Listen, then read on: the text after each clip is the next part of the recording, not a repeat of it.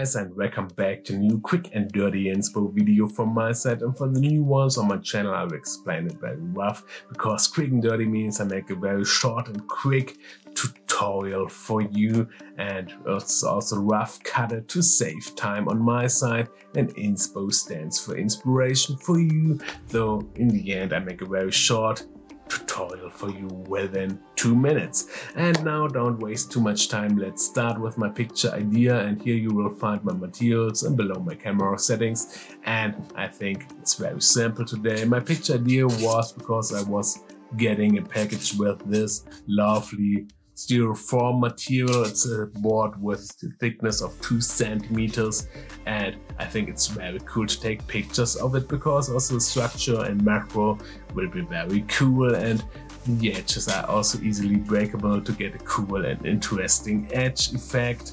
And bad thing is my normal torch will be also go through, the light will go through this material because it's not too thick. Additionally, if you're interested in waste photography, here you will find also a cool tutorial with packaging material I did already.